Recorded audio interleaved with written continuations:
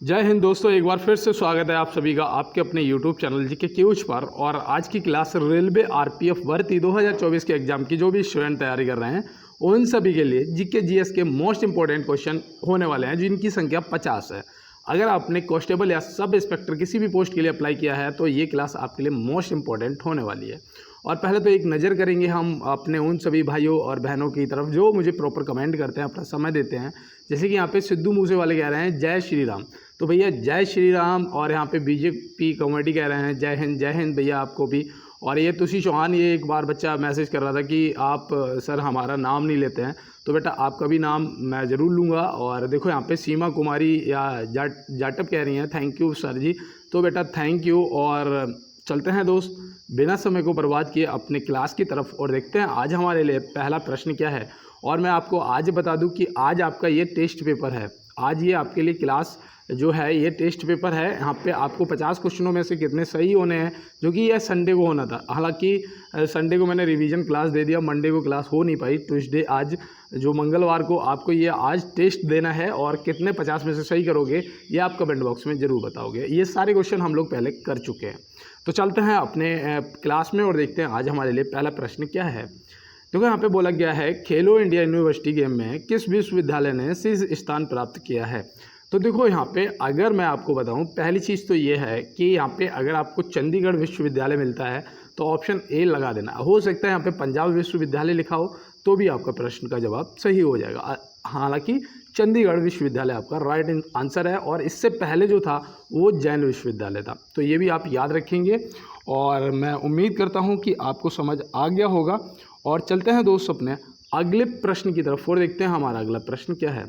तो यहाँ पे बोला गया है कि उत्तर प्रदेश के गोरखपुर एयरपोर्ट का नाम बदलकर क्या कर दिया गया है। अब देखिए इसका आप जवाब करिएगा क्योंकि ये मैं आपको प्रॉपर पहले करवा चुका हूँ। तो यहाँ पे आपका क्या होगा सही जवाब, आप फटाफट कमेंट बॉक्स में बता दीजिएगा। तो यहाँ पे देखो मैं आपको बताऊं, जो गोरखपुर एयरपोर्ट का नाम बदल के किया गया है महायोगी गोरखनाथ हवाई अड्डा, ये आपको याद रहेगा ना। अब देखो यहाँ पे एक चीज़ और ध्यान देने वाली है कि ये जो महर्षि वाल्मीकि अंतर्राष्ट्रीय हवाई अड्डा है ये आपका अयोध्या में है। ठीक है, ये अयोध्या में है, तो ये तो देखो आपसे पूछा जाएगा। और तीसरी चीज़ याद रखना, दीनदयाल उपाध्याय एयरपोर्ट जो है ये किसका नाम कर दिया गया है, तो ये आगरे का नाम कर दिया गया। आगरा जो एयरपोर्ट था ना उसका नाम बदल के दीनदयाल उपाध्याय एयरपोर्ट कर दिया गया है। तो ये भी आप याद रखेंगे और आपने क्या प्रश्न का जवाब किया है वो प्लस माइनस जवाब करते रहना है। तो चलते हैं फिर अपने अगले प्रश्न पे और देखते हैं हमारे यहाँ पे अगला प्रश्न क्या है। देखिएगा यहाँ पे दिया है कि सौर प्रणाली की खोज किसने की थी। सौर प्रणाली की खोज जो है वो किसने करी थी, तो आप यहाँ पे क्या बताएंगे। तो यहाँ पे आपका सही जवाब जो है कॉपरनिकस हो जाएगा, जो कि ऑप्शन ए में दिया गया। तो ऑप्शन ए यहाँ से आपका सही जवाब हो जाएगा। आप देखो यहाँ पे जो फंक दे रखा है, फंक ने क्या करा था, मैं रोज़ आपको इसीलिए बताता हूँ ताकि आपको याद रहे। विटामिन की खोज की थी और फेडरिक वेंटिंग ने क्या किया था, तो इसने इंसुलिन की खोज की थी। इंसुलिन जो है ये मधुमेह में लगाया जाता है, जैसे शुगर हो जाता है ना तो इंसुलिन का इंजेक्शन लेना पड़ता है। इंसुलिन बॉडी में आपको इंजेक्शन से लेना पड़ता है, तो जो इंसुलिन की खोज है वो फेडरिक वेंटिंग ने की थी। तो ये भी आप याद रखेंगे। और चलते हैं अपने अगले प्रश्न की तरफ। और देखो मैं आपको यहाँ पे बता दूं कि ज़िंदगी में अगर बदलाव लाना है तो कुछ आदतें, कुछ लोग और कुछ संगत आपको बदलनी ही पड़ेंगी। और अगर आप ऐसा नहीं करते हैं तो फिर आप भी उसी भीड़ में शामिल हैं जिसमें हर कोई है। तो यहाँ पे देखो आप चलते हैं अपने प्रश्न पे। देखिए यहाँ पे दिया गया है अंतिम मुगल शासक कौन था। अंतिम मुगल शासक कौन था, तो यहाँ पे आप क्या लगाएंगे सही जवाब। तो देखो अंतिम मुगल शासक जो था वो था बहादुर शाह जफर। बहादुर शाह जफर द्वितीय, जो ऑप्शन बी में दिया गया है ये आपका सही जवाब है। और मैं आपको बताऊं इसको ना 1857 की जो क्रांति हुई थी, अंग्रेज़ों ने 1857 की क्रांति में ये दिल्ली से नेतृत्व कर रहा था क्रांति का। इसे पकड़ के क्या करा, स्थानांतरित कर दिया कहाँ पर, रंगून में।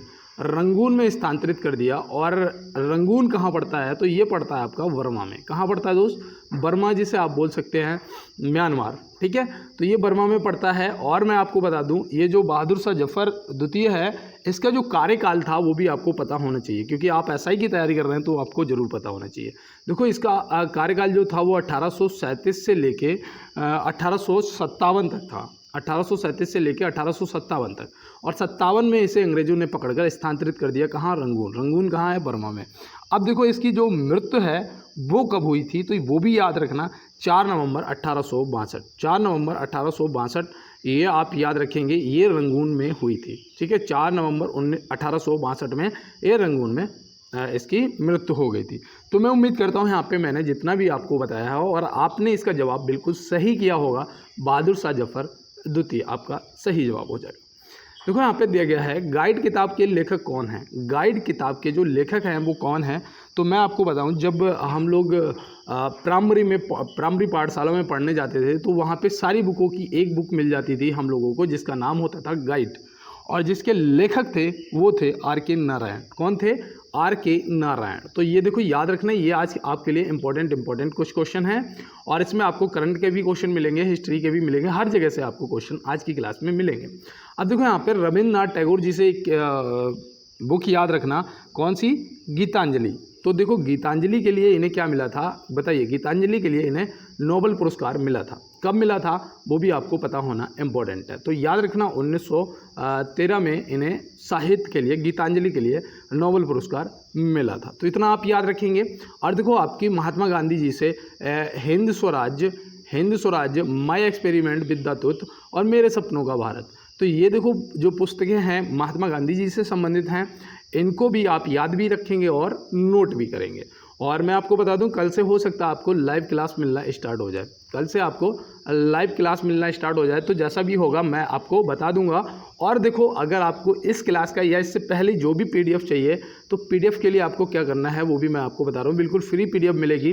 उसके लिए देखो कमेंट बॉक्स में मैं तो लिंक शेयर कर दूंगा, टेलीग्राम की लिंक शेयर कर दूंगा। आपको टेलीग्राम ज्वाइन करना होगा, टेलीग्राम आपके फ़ोन में होना ज़रूरी है, तभी आप ज्वाइन कर पाएंगे।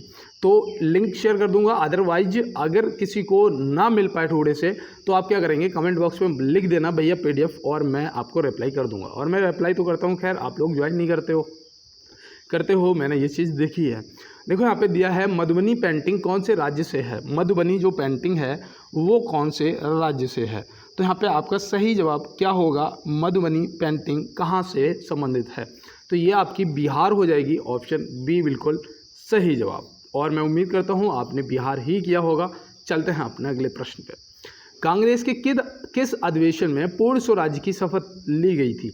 कांग्रेस के किस अधिवेशन में पूर्ण स्वराज्य की शपथ ली गई थी, ये देखो आपका इंपॉर्टेंट क्वेश्चन है। और ये भी पूछा जाएगा कि कब ली गई थी, कहाँ ली गई थी, तो आप यहाँ पे देखो लाहौर हो जाएगा आपका बिल्कुल सही जवाब। ये देखो कब हुआ था, मैं आपको बताऊं 19 दिसंबर 1929 में। कब? 19 दिसंबर 1929 में। 19 दिसंबर 1929 में। अबे सॉरी, यहाँ पे 39 लिख रहा हूँ, ये क्या हुआ, सॉरी। देखो ये लाहौर हो जाएगा, और यहाँ पे याद रखना 19 दिसंबर 1929। ठीक है, लाहौर में 19 दिसंबर 1929 में पूर्ण स्वराज्य की शपथ ली गई थी। तो मैं उम्मीद करता हूँ ये आप याद रखेंगे और नोट भी कर लेंगे, स्क्रीनशॉट लेते चलना। और PDF चाहिए तो उसके लिए कमेंट बॉक्स में बोल देना, और बाद में चेक कर लेना, मैं रिप्लाई में आपको जरूर शेयर करूँगा। ठीक है, और आप ज्वाइन कर लेना। देखो यहाँ पे दिया गया है कौन से अनुच्छेद के तहत हिंदी को राष्ट्रीय भाषा का दर्जा दिया गया है। कौन से अनुच्छेद के तहत हिंदी को राष्ट्रीय भाषा का दर्जा दिया गया है, तो यहाँ पे आप क्या बताएंगे। यहाँ पे देखो आपको मैं बताऊँ, अनुच्छेद जो 343 है ना, ये आपकी राष्ट्रीय भाषा के संबंधित है। हिंदी राष्ट्रीय भाषा के दर्जा दिया गया है। ये याद रखना कौन से भाग में पड़ता है, तो वो भी मैं आपको बता दूं। यहाँ पे भाग 17 याद रखना है। भाग 17 आपको याद रखना है। 352 में क्या आता है, इसमें राष्ट्रीय आपातकाल आता है। राष्ट्रीय इमरजेंसी जो है वो आपकी 352 में आती है। 368 में क्या आता है, तो इसमें संविधान संशोधन आता है। संविधान संशोधन जो है वो आर्टिकल 368 के तहत किया जाता है। कोई भी बदलाव, चेंजमेंट जो भी होने होते हैं आर्टिकल 368 के तहत किए जाते हैं। तो चलते हैं फिर अपने अगले प्रश्न की तरफ। भारत के किस प्रधानमंत्री की मृत्यु विदेश में हुई थी। भारत के किस प्रधानमंत्री की मृत्यु जो है वो विदेश में हुई थी, तो यहाँ पे आपको पता होना चाहिए। आप क्या करेंगे, इसका सही जवाब तो आप बताएंगे लाल बहादुर शास्त्री जी। अब मैं आपसे अगर पूछता हूँ कि लाल बहादुर शास्त्री जी की जो मृत्यु है वो कहाँ हुई थी, तो आप क्या बताएंगे? ताशकंद। ताशकंद जो समझौता हुआ था, याद रखना, ताशकंद में इनकी मृत्यु हुई थी। तो ये आपको याद रहेगा। अगर आपसे कोई इनका जन्म पूछ देगा तो आप क्या बताओगे? तो आप याद रखना 2 अक्टूबर को महात्मा गांधी जी का जन्मदिन दिवस मनाया जाता है। तो ये भी 2 अक्टूबर 1904 को पैदा हुए थे। 1904 को इनका जन्म हुआ था। ये आपको याद रहेगा ना। अब देखो, अगर इनसे कोई मृत्यु पूछ देगा तो इनकी ताशकंद में हुई थी और कब हुई थी, तो वो आप क्या बताएंगे? तो याद रखना 11 जनवरी 1966। क्या बताओगे? 11 जनवरी 1966। ये आपको याद रहेगा ना दोस्त। अब मैं उम्मीद करता हूँ आप नहीं भूलेंगे। अब देखो, यहाँ से एक प्रश्न और बनता है कि लाल बहादुर शास्त्री जी की समाधि स्थल को क्या कहते हैं? तो याद रखना, जो बहादुर होता है भाई, जो बहादुर होता है वो जीत जाता है, मतलब उसकी विजय हो जाती है। तो याद रखना विजय घाट लाल बहादुर शास्त्री जी से संबंधित है, क्योंकि भाई विजय उसी की होती है जो बहादुर होता है। ऐसे याद रखोगे ना। इंदिरा गांधी जी से याद रखना, कहते हैं ना कि महिला शक्ति। भाई महिला में बहुत शक्ति होती है, माता होती है यार वो। तो महिला शक्ति, शक्ति घाट जो है वो किससे संबंधित है? फिर इंदिरा गांधी जी से। अब देखो, राजीव गांधी जी जो है, तो राजीव गांधी जी का संबंध जो है वो वीर भूमि, ठीक है। तो वीर घाट, जो वीर भूमि है, वीर घाट आपका, तो वीर कौन है? राजीव गांधी। यहाँ से देखो, रा से रा और वा से वा, तो राजीव गांधी जी, ऐसे आप शॉर्ट ट्रिक से याद रखेंगे। तो वीर भूमि जो है वो राजीव गांधी जी, और महिला शक्ति मतलब शक्ति घाट इंदिरा गांधी जी, और लाल बहादुर शास्त्री, तो बहादुर हमेशा विजय होता है, तो विजय घाट। और देखो, राजघाट मैं पूछ रहा हूँ आपसे, राजघाट का संबंध किससे है? तो राजघाट जो समाधि स्थल है वो याद रखना भाई, नोटों पे कौन राज करता है? भाई नोटों पर कौन राज करता है? तो महात्मा गांधी जी करते हैं। तो याद रखना महात्मा गांधी जी का संबंध और राजघाट से हो जाएगा। तो मैं उम्मीद करता हूँ यहाँ पे मैंने जितना भी आपको एक्स्ट्रा बताया आपने याद किया होगा। अब चलते हैं दोस्त अपने अगले प्रश्न की तरफ। और देखो, एक चीज़ बता दूं दोस्त, याद ऐसे नहीं होगा, सुनने से याद नहीं होता है, लिखने से याद होता है। भाई दौड़ने से आप अगर मुंह से कहो कि मैं रोज़ 10 किलोमीटर 15 किलोमीटर दौड़ रहा हूँ, तो उससे आपकी दौड़ थोड़ी ना बन जाएगी। उसके लिए आपको दौड़ना पड़ेगा ना। वैसे ही होता है कि आपको सुनने से कुछ नहीं होता, आपको लिखना पड़ेगा, तभी आपको याद होगा। और ये सच्चाई है। देखो यहाँ पे दिया गया है, अंडमान निकोबार के नील द्वीप का नाम बदलकर क्या रखा गया है? मुझे बहुत से दोस्त कमेंट करते हैं भैया हम लिखते हैं, तो आप मुझे बताइएगा कि ये मैं प्रश्न करा चुका हूँ, 2 बार करा चुका हूँ कि अंडमान निकोबार के नील द्वीप का नाम बदलकर क्या कर दिया गया है। तो यहाँ पे आपका सही जवाब क्या होगा? आपने कर दिया होगा शहीद दिवस। शहीद द्वीप जो है वो कर दिया गया है, और हैवलक द्वीप जो है वो स्वराज द्वीप कर दिया गया है। तो ये आप याद रखेंगे। और चलते हैं दोस्त अपने अगले प्रश्न की तरफ। 2011 की जनगणना के अनुसार किस राज्य का जनसंख्या घनत्व सबसे अधिक है? देखो, मुझे लग रहा है आज आपके यहाँ पे 11 के 11 क्वेश्चन बिल्कुल राइट हुए होंगे, और आगे भी आप इसी तरीके से मेहनत करते रहना है, और टोटल 50 में से 50 सही करके जाना है आज की क्लास में। तो यहाँ पे याद रखना, सबसे घनत्व जो सबसे अधिक पूछा गया है वो बिहार का है। किसका है? बिहार का है। तो ये आप याद रखेंगे। यहाँ पे पता है प्रति किलोमीटर जो है, प्रति किलोमीटर 1106 आदमियों का जो घनत्व है प्रति किलोमीटर। तो ये आप प्रति किलोमीटर याद रखेंगे। और सबसे कम पूछेगा अगर, तो वो अरुणाचल प्रदेश का है। तो ये भी आप याद रखेंगे। और जनसंख्या सबसे ज़्यादा उत्तर प्रदेश की है, वो भी आप याद रखेंगे। तो चलते हैं दोस्त अपने अगले प्रश्न की तरफ। भारतीय संविधान के अंतर्गत पहला आम चुनाव कब कराया गया था? तो ये 1952 में कराया गया था, जो कि आपने बिल्कुल सही जवाब लगाया होगा। और पहली पंचवर्षीय योजना जो है वो 1951 में आ गई थी। तो ये भी याद रखना, ठीक है। वहाँ पे ऑप्शन में 1951 मिलेगा, पहली पंचवर्षीय योजना, जिसका संबंध आपका कृषि से था, और ये पूछा भी जाता है। दूसरा का भारी उद्योग से था, तो ये भी आप याद रखेंगे। तो चलते हैं दोस्त अपने फिर अगले प्रश्न की तरफ और देखते हैं हमारा अगला क्या है। देखो यहाँ पे बोला गया है, धुआंधार जलप्रपात किस राज्य में है? धुआंधार जलप्रपात किस राज्य में है? तो ये प्रश्न आपके लिए मोस्ट इंपॉर्टेंट है। ये जो आपको यहाँ पे पूछा जा रहा है धुआंधार जलप्रपात, तो आप यहाँ पे क्या बताएंगे? तो यहाँ पे आपका जो सही जवाब है वो होना चाहिए मध्य प्रदेश। और सबसे ज़्यादा जो जंगल आपके हैं, सबसे ज़्यादा जो जंगल पड़ते हैं वो भी आपके मध्य प्रदेश में पड़ते हैं। सबसे ज़्यादा दाल भी आपकी यहीं पे पैदा होती है। सोयाबीन जो है सबसे ज़्यादा यहीं पे पैदा होता है। सोयाबीन में 42% वो होता है क्या, प्रोटीन होता है। और देखो, इसे सोयाबीन सबसे ज़्यादा पैदा होता है, इसीलिए इसे सोया प्रदेश के नाम से भी जाना जाता है। ये भी आप याद रखना। अब देखो यहाँ पे एक प्रश्न बनता है कि धुआंधार जलप्रपात जो है वो किस नदी पर स्थित है, तो आप क्या बताएंगे। तो यहाँ पे आपका सही जवाब जो है वो होना चाहिए नर्मदा नदी। क्या हो जाएगा, नर्मदा नदी आपका सही जवाब हो जाएगा। तो ये भी आप याद रखेंगे। और चलते हैं दोस्त अपने अगले प्रश्न की तरफ, वो देखते हैं हमारा अगला क्या है। देखो यहाँ पे दिया गया है नोबेल पुरस्कार से सम्मानित प्रथम भारतीय महिला कौन है। तो नोबेल पुरस्कार से सम्मानित प्रथम भारतीय महिला आपको यहाँ पे बतानी है, तो आप क्या बताएंगे। तो यहाँ पे आपका सही जवाब मदर टेरेसा हो जाएगा। क्या हो जाएगा, मदर टेरेसा हो जाएगा। और देखो इन्हें कब मिला था, जो नोबेल पुरस्कार है वो कब मिला था, तो आप यहाँ पे क्या बताएंगे। तो याद रखना वो इन्हें मिला था 1979 में, 79। ठीक है, क्या 1979, 79 जो है आप याद रखेंगे। और देखो भारत की पहली महिला जो प्रधानमंत्री थी वो इंदिरा गांधी जी थी, प्रधानमंत्री मतलब पीएम। और देखो पहली महिला जो राष्ट्रपति थी वो जो प्रेसिडेंट राष्ट्रपति जी थी वो प्रतिभा सिंह जी पाटिल थी। तो ये भी आप याद रखेंगे। हो सकता है पेपर में आपसे यहाँ से भी कुछ पूछ लिया जाए, और लेकिन नोबेल पुरस्कार ये आप जरूर याद रखना। देखो विश्व का सबसे बड़ा द्वीप माजुली किस देश में है। विश्व का सबसे बड़ा द्वीप है भाई माजुली, किस देश में है, तो ये याद रखना है, ये हमारे अपने प्यारे भारत में है। और हम अपने भारत के लिए एक बार जय हिंद जरूर टाइप करेंगे। जय हिंद मैं लिख देता हूँ यहाँ पे, आप भी जय हिंद टाइप कर दें। और देखो ये भारत में कहाँ पर पड़ता है, तो ये भी आपसे पूछा जा सकता है। तो आप क्या बताएंगे, याद रखना दोस्त ये असम में पड़ता है। कहाँ पर पड़ता है, असम में पड़ता है।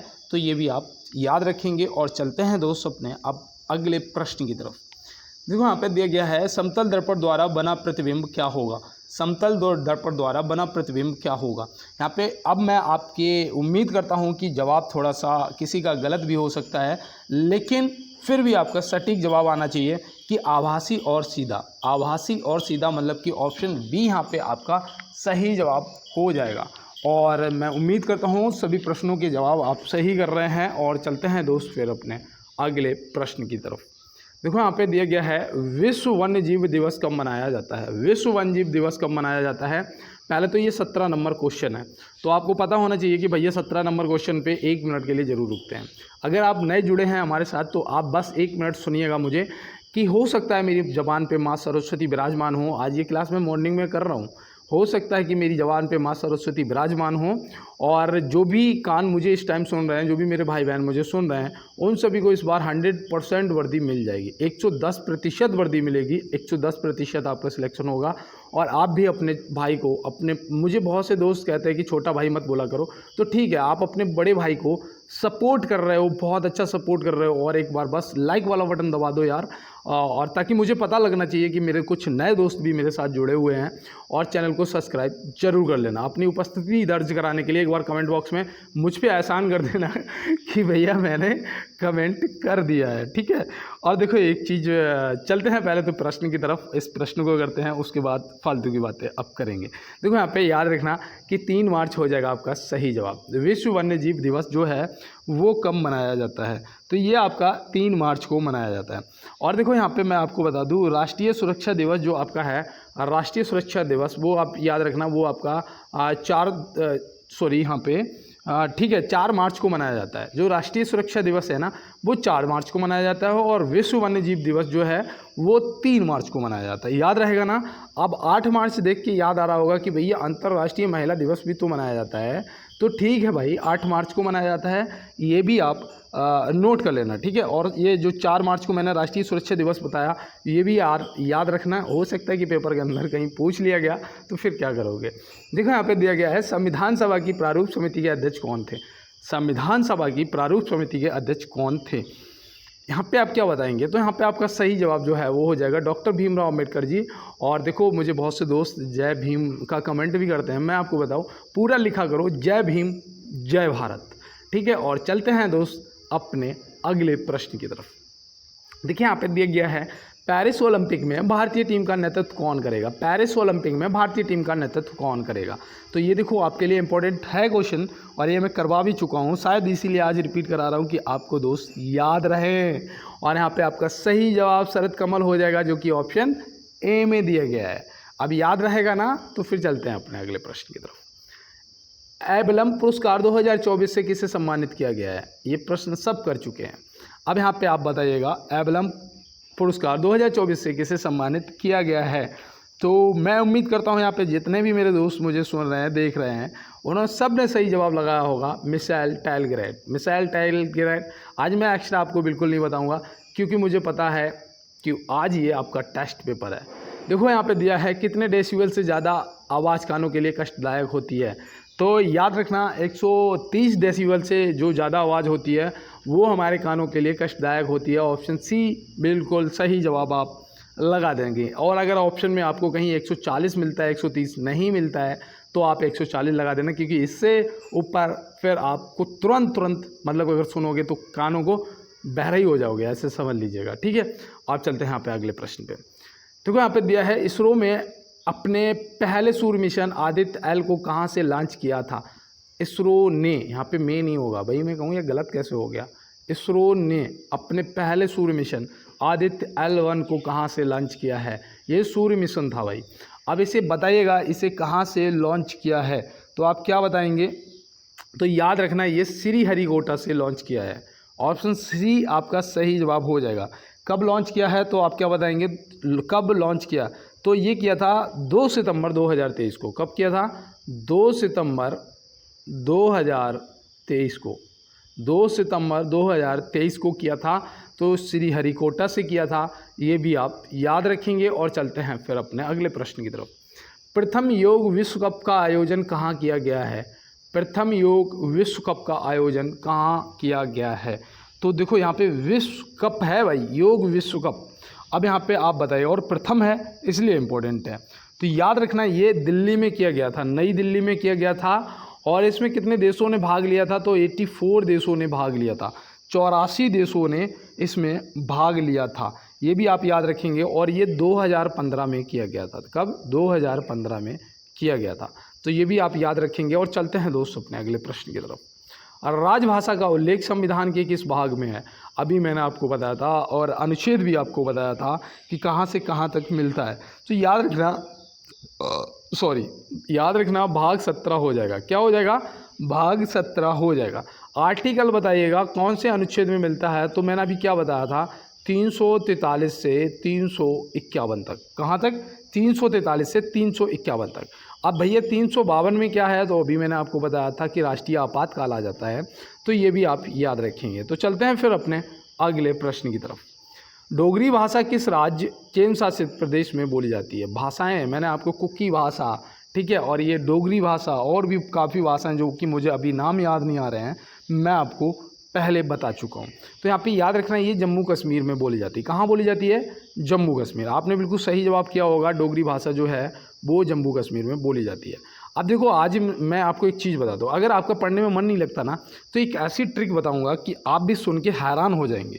पता कैसे, देखो पढ़ाई में मन लगाने के लिए, अगर सो जाते हो या फिर आपको पढ़ने का मन नहीं कर रहा है या डिस्टर्बेशन बहुत है, डिस्टर्ब बहुत करते हैं लोग, होता है यार ऐसा, तो उसके लिए क्या करना है, आप देखो अपने लेफ्ट हाथ पे, मतलब कि दायां मतलब दमदार, बायां मतलब बेकार, मतलब कि बेकार वाला हाथ, ठीक है, बायां हाथ। तो बायां हाथ के हथेली पे, बाएं हाथ की हथेली पे नीले पेन से एक नंबर लिखना है।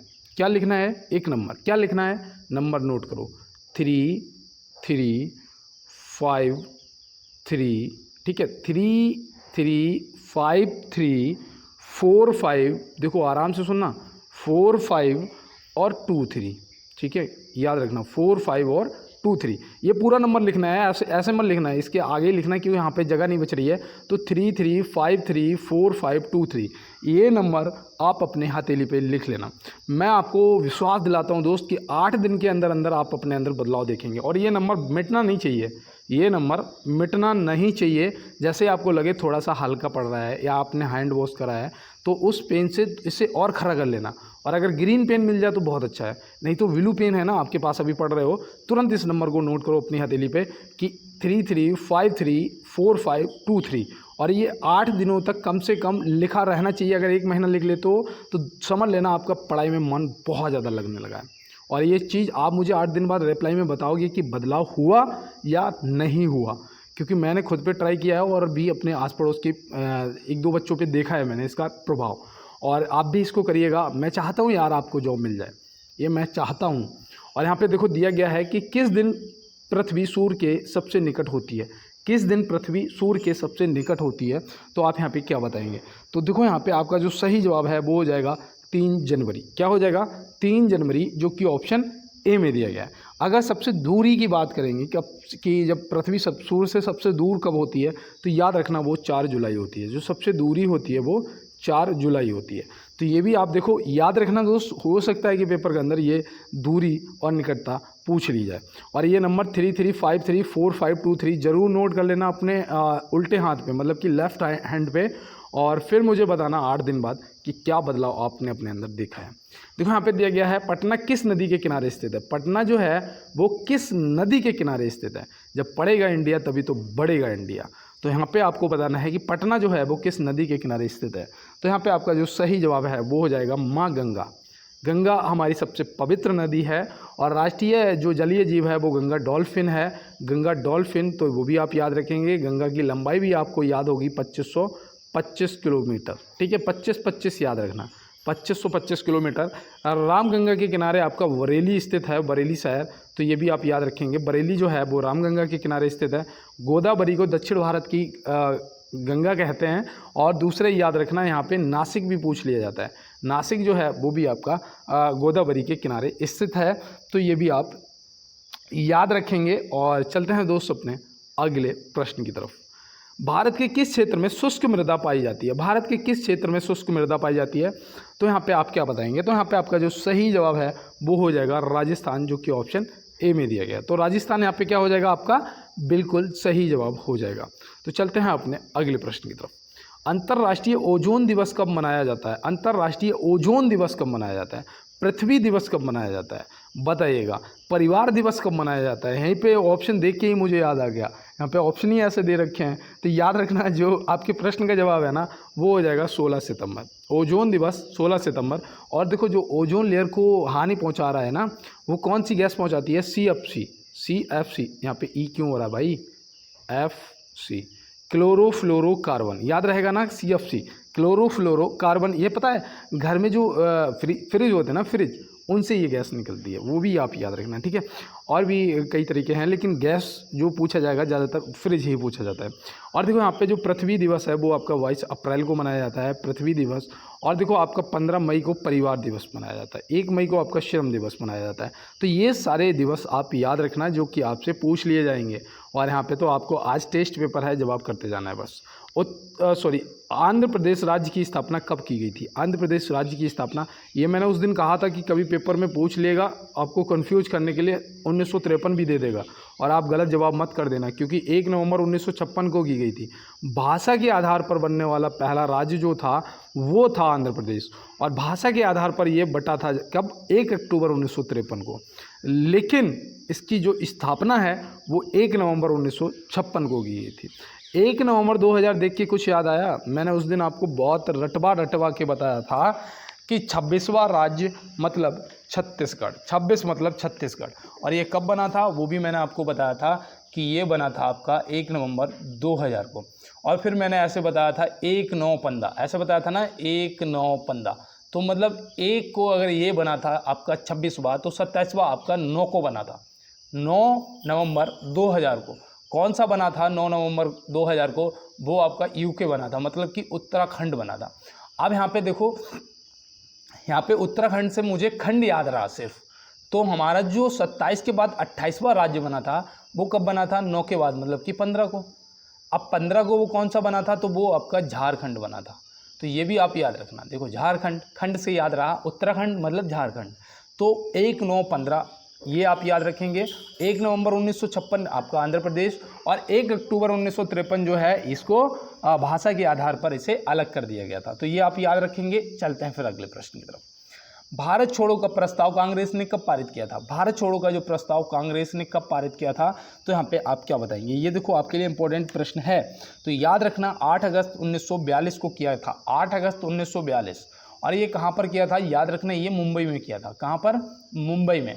तो ये भी आप याद रखेंगे। और सभी का स्क्रीनशॉट लेते चलो, नहीं तो PDF के लिए मैंने आपको बोल दिया टेलीग्राम ज्वाइन कर लो, उसके लिए आपको मैं लिंक शेयर कर दूंगा टेलीग्राम की, आपको कमेंट बॉक्स में ये लिंक कर दूंगा, ठीक है। शिवम पटेल नाम से होगा मेरा अकाउंट, उसमें आप देख लेना, नीचे आपको एक लिंक मिलेगा, लिखा होगा टेलीग्राम ज्वाइन कर लो पीडीएफ के लिए, ऐसे मैंने लिख रखा होगा, और वो लिंक होगा, उस पर क्लिक कर देना, आप टेलीग्राम पे सीधा जाके नीचे ज्वाइन का ऑप्शन आएगा, ज्वाइन कर लेना है, ठीक है।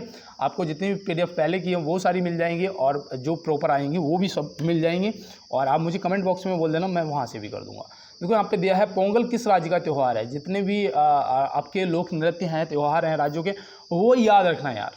छठ पूजा आपकी बिहार, ठीक है, वो भी याद रखना। पोंगल पूछ दिया है यहाँ पे, तो पोंगल आपका तमिलनाडु हो गया। और रंगोली आपसे पूछेगा, रंगोली, तो रंगोली आपका महाराष्ट्र से संबंधित है, और रासलीला आपका उत्तर प्रदेश से संबंधित है।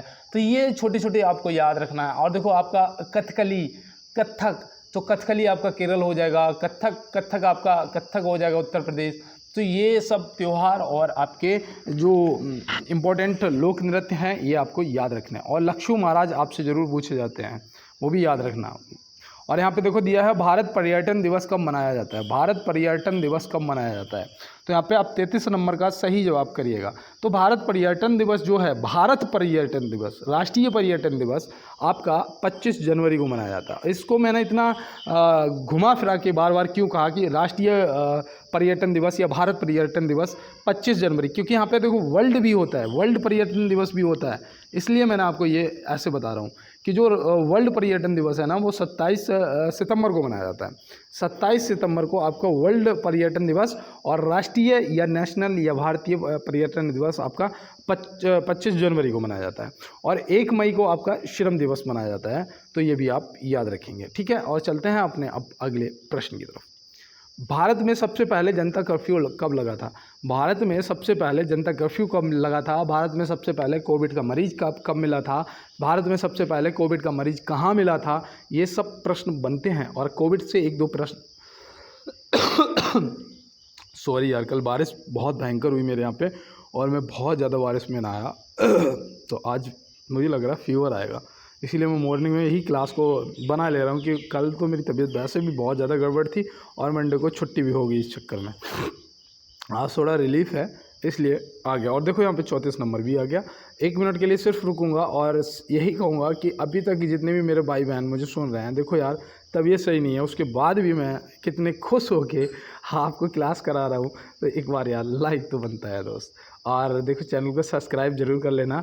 आपको रोज़ 50 क्वेश्चन, और देखो अगर लाइव क्लास स्टार्ट हो जाएगी, कल मुझे फ़ोन मिल गया अगर, तो कल से आपको लाइव क्लास भी मिलेगी दोस्त। और चैनल को शेयर कर देना दोस्तों के साथ में, क्लास को भी शेयर कर देना। और जब कहते हैं कि यार जब समुद्र में आ ही गए हैं तो लहरों की भी औकात देख लेंगे, जब समुद्र में आ ही गए हैं दोस्त तो लहरों की भी यार औकात देख लेंगे। क्या घबराना कि फेल पास क्या होगा, जो होगा अच्छा होगा यार, जो होता है अच्छा होता है, और जो होगा वो अच्छा होगा। देखो यहाँ पे दिया है कि भारत में सबसे पहले जनता कर्फ्यू कब लगा था, तो इस प्रश्न का जो जवाब है बहुत ही आराम से करना दोस्त, 22 मार्च 2020 को। कब लगा था? 22 मार्च 2020 को। तो ये आप याद रखेंगे ना, 22 मार्च 2020 को। और मैं आपको यहाँ पे बता दूँ कि जो भारत में पहला केस था ना, वो 30 जनवरी को मिला था। कब मिला था? 30 जनवरी को। तो ये भी आप याद रखना, 30 जनवरी 2020 को मिला था। और ये कहाँ पर मिला था? तो ये याद रखना, केरल में मिला था। एक बंदा वुहान से आया था, डॉक्टरी का कुछ केस वेस, मतलब डॉक्टरी पढ़ाई कर रहा था ना, तो वो चाइना के वुहान से आया था केरल, और वहाँ पे पहला मरीज मिला था। और दूसरी चीज़ याद रखना कि इसकी जो शुरुआत है वो वुहान सिटी से ही हुआ था। पहला जो केस था वो वुहान में ही मिला था वर्ल्ड में। तो ये भी आप याद रखेंगे। चलते हैं फिर अपने अगले प्रश्न की तरफ। यहाँ पे मैंने 30 जनवरी भी आपको बता दिया। चलते हैं, देखो यहाँ दिया है कि इस विटामिन की कमी से खून का थक्का नहीं जमता है। तो भाई विटामिन के की कमी से खून का थक्का नहीं जमता है। और बांझपन जो है वो आपका विटामिन ई की कमी से आ जाता है। इसे ब्यूटी विटामिन भी कहते हैं। विटामिन ई अगर आपके अंदर सही है, पर्याप्त मात्रा में है, तो आपके चेहरे पे ग्लो, आपकी स्किन पे ग्लो, और साथ में आपके बाल भी बहुत सॉफ्ट, मतलब बहुत अच्छे रहते हैं। तो विटामिन ई होना बहुत ज़रूरी है। और विटामिन वी से आपका बेरी रोग होता है, ये भी आप याद रखेंगे। देखो मोहनजोदाड़ो किस नदी तट पर स्थित है? मोहनजोदाड़ो पूछ दिया है, तो मोहनजोदाड़ो आप क्या बताएंगे? तो यहाँ पे देखो मोहनजोदाड़ो से आप याद रखना, ये सिंधु नदी पर स्थित है। कहाँ पर? सिंधु नदी। ये कहाँ पर पड़ता है भाई? पाक में पड़ता है, पाकिस्तान में पड़ता है, ये भी आप याद रखना। और देखो इसे मृतकों का टीला भी बोलते हैं। क्या? मृतकों का टीला भी बोलते हैं। तो ये भी आप याद रखेंगे। तो उम्मीद करता हूँ अब आपको यहाँ पे कुछ भी असर नहीं रहा होगा जो आपको यहाँ से समझ ना आया हो। और देखो आज इसीलिए कह रहा हूँ कि आज टेस्ट पेपर है। भारत के तट रेखा की लंबाई कितनी है? भाई 9 राज्य लगते हैं ना। अब यहाँ पे बताओ भारत की तट रेखा की लंबाई कितनी है? तो भारत के तटीय रेखा की जो लंबाई है ना दोस्त, वो ऐसे याद रखना 7516 किलोमीटर, 7516 किलोमीटर तट रेखा की लंबाई है। आपको याद रहेगा ना दोस्त। तो फिर चलते हैं अपने अगले प्रश्न की तरफ। देखो यहाँ पे दिया गया है, एक पोषण स्तर से दूसरे पोषण स्तर तक औसतन कितनी ऊर्जा पाई जाती है? तो एक पोषण स्तर से दूसरे पोषण स्तर तक जो औसतन ऊर्जा जाती है ना, वो 10% होती है। कितनी? 10%। मतलब कि ऑप्शन ए यहाँ पे सॉरी आपका सही जवाब हो जाएगा। और चलते हैं अपने अगले प्रश्न की तरफ। जलमंडल पृथ्वी के कुल क्षेत्रफल का कितना प्रतिशत भाग गिरता है? कुछ दोस्त कहते हैं कि भैया आपकी वॉइस बहुत अच्छी है। ऐसा क्या है मेरी आवाज़ में? क्या मुझे सिंगर बनना चाहिए था? बताओ। कोई बात नहीं यार, मेरी आवाज़ से अगर आपको ऐसा महसूस होता है कि मेरी आवाज़ आपको खींचती है अपनी तरफ, मतलब ये लगाव होता है एक, ये पता क्यों है? क्योंकि ये मैं दिल से, वाकई में दिल से चाहता हूँ कि मैं यार एक बहुत ही पुअर फैमिली से आता हूँ। मैंने अपने जीवन में बहुत कष्ट देखे हैं, बहुत कष्ट। और मैंने एक चीज़ बहुत अच्छे से मैं पता है अपना गुरु चाणक्य को मानता हूँ। मैं चाणक्य जी को शाम को जब तक 1 घंटे सुन नहीं लेता हूँ तब तक सोता नहीं हूँ। और मैं एक चीज़ मुझे बहुत अच्छे से पता है कि जीवन में अगर सम्राट बनना है ना, तो जीवन में सबसे ज़्यादा कष्ट आपको ही उठाने पड़ेंगे। जो जितना बड़ा बनना चाहता है उसको उतनी ज़्यादा समस्याओं का सामना करना होता है। और दूसरी चीज़ याद रखना कि कभी भी स्ट्रगल के टाइम में मैदान को मत छोड़ना। क्योंकि कई बार क्या होता है कि हार से जब हताश हो जाते हैं ना, मैदान छोड़ देते हैं, तो हमें वास्तव में ये पता ही नहीं होता है कि जब हमने साहस को छोड़ा, जब हमने कोशिश को छोड़ा, तो हमें ये पता ही नहीं था कि हम सफलता के कितने करीब पहुंच चुके थे। मतलब एक प्रयास और हम सफल हो जाते हैं। तो इसीलिए कहते हैं कि दोस्त जब भी वापस लौटने का मन करे, जब भी लगे कि अब नहीं, तो इस चीज़ को दिमाग में डाल लेना कि अब शायद समय आ गया है आपके सफल होने का। तो इसलिए दोस्त रुकना नहीं है। और देखो यहाँ पे आपके प्रश्न का जो सही जवाब है वो यहाँ पे क्या होगा? तो आपका सही जवाब होगा 71%। ऑप्शन सी यहाँ पे आपका सही जवाब हो जाएगा। तो चलते हैं फिर अपने अगले प्रश्न की तरफ और देखते हैं हमारा क्या अगला प्रश्न है। रक्त परिसंचरण की खोज किसने की थी? रक्त परिसंचरण की जो खोज है वो किसने की थी? तो याद रखना विलियम हार्वे यहाँ पे सही जवाब हो जाएगा। और अगर आपसे पूछ देगा कि कब की थी, देखो भैया एसआई वाले आपके लिए भी इम्पोर्टेंट है, आप नोट कर लो, आप तो दरोगा जी बनोगे। 1628 कब की थी? 1628 में की थी। तो दरोगा जी आप भी याद रखना, ठीक है। और चलते हैं अपने अगले प्रश्न की तरफ। विश्व में महाद्वीपों की कुल संख्या कितनी है? विश्व में महाद्वीपों की कुल संख्या कितनी है? तो वो है 7, जो कि ऑप्शन बी में दिया गया। देखो जब लाइव आएंगे ना तो कितना मज़ा आएगा, जब मैं कुछ भी बोलूँगा या पूछूंगा आपसे, ऐसे ऐसे क्वेश्चन पूछूंगा ना कि मान लो 12 बंदर हैं और 12 केले 12 दिन में खाते हैं, तो 4 बंदर 4 केले कितने दिन में खाएंगे? बताओ, कमेंट बॉक्स में बताओ। क्या ऐसा दिमाग कभी दौड़ता है? दौड़ाओ एक बार और जवाब ज़रूर बताना, ठीक है। यहाँ पे दिया है एवरेस्ट पर चढ़ने वाली प्रथम भारतीय महिला कौन थी? एवरेस्ट पर चढ़ने वाली प्रथम भारतीय महिला कौन थी? तो तुरंत बताओगे भैया बचेंद्री पाल जी थी। लेकिन अभी आपको पता है 55 साल की उम्र में, मैंने कल ही परसों बताया था, 55 साल की उम्र में किसी भारतीय महिला ने एवरेस्ट फतेह किया है। सबसे उम्रदराज महिला है भारतीय। कौन है वो? ज्योति रात्रे। और ये आपके करंट का क्वेश्चन है, याद रखना, ठीक है। और इन दोनों में से कोई एक पूछ लेगा।